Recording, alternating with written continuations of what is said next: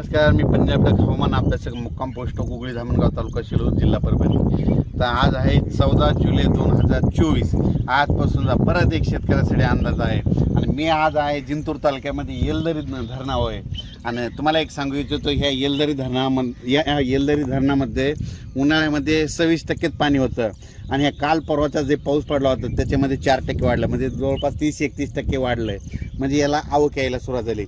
परत शेतकऱ्याला सांगू इच्छितो की आपण मागचा अंदाज दिला होता की राज्यामध्ये जवळपास 14 तारखेला पाऊस सुरू होईल. तर तुम्हाला सांगतो, राज्यात पाऊस सुरू झाला, विदर्भात सुरू झाला आणि राहिलेल्या ठिकाणी राज्यामध्ये पूर्व विदर्भ, पश्चिम विदर्भ, दक्षिण महाराष्ट्र, उत्तर महाराष्ट्र, कोकणपट्टी, मराठवाडा या सगळीकडे या भागामध्ये आज 14 तारखेपासून म्हणजे आजपासून बऱ्याच रात्री पावसाला सुरुवात होणार आहे म्हणून हे अंदाज लक्षात घ्यायचा. परत एक सर्वांना सांगू इच्छितो, कोकणात देखील मुसळधार पाऊस पडणार आहे म्हणून कोकणपट्टीच्या लोकांना देखील काळजी घ्यायची गरज आहे. त्याच्यानंतर सगळ्यात महत्त्वाचं म्हणजे मुंबईला ह्यामध्ये ह्या 4-5 दिवसात म्हणजे 14 ते 8च्या दरम्यान अतिवृष्टी होणार आहे, मुसळधार पाऊस पडणार आहे.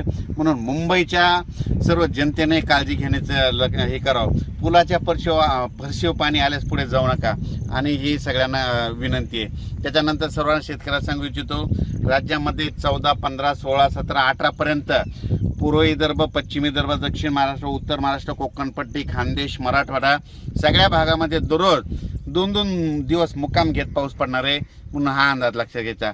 परत पुन्हा आणखीन एक सांगू इच्छितो, त्याच्यानंतर 21 तारखेपासून 21 जुलै ते 26 जुलैच्या दरम्यान परत एक चांगला पाऊस येणार आहे म्हणून हे अंदाज लक्षात घ्यायचा.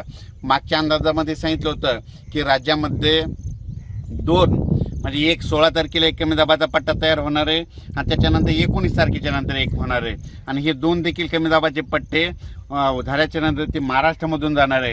आणि योगायोगाने तुम्हाला एक सांगतो, आता सध्या पंढरपूरची यात्रा आहे. हा पंढरपूरच्या यात्रेकडे म्हणजे आता उद्याचा पाऊस 15, 16, 17चा पाऊस पंढरपूर, सातारा, सांगली, सोलापूर, कोल्हापूरमध्ये तिकडे देखील पडणार आहे. परभणी, नांदेड, बीड, जालना, संभाजीनगर, नगर जिल्ह्यात देखील चांगला खूप पडणार आहे. त्याच्यानंतर बीडमध्ये, लातूरमध्ये, तसेच सातारा, सांगली, सोलापूर सगळीकडे. त्याच्यानंतर पूर्व विदर्भ, पश्चिम विदर्भ म्हणजे पूर्व विदर्भाचे 6 जिल्हे, पश्चिम विदर्भाचे 5 जिल्हे म्हणजे ह्या 11 जिल्ह्यात देखील म्हणजे ह्या 4-5 दिवसाचा पाऊस चांगला पडणार आहे म्हणून हे सर्वांनी लक्षात घ्यायचं.